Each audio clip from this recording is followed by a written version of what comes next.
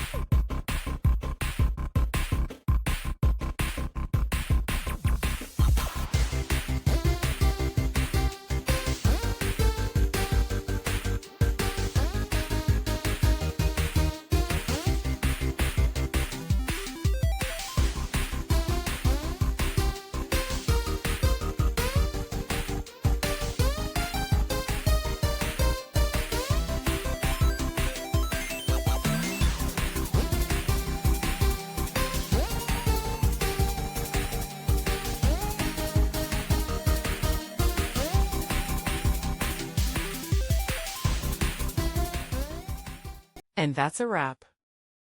I hope you found the answer you were looking for.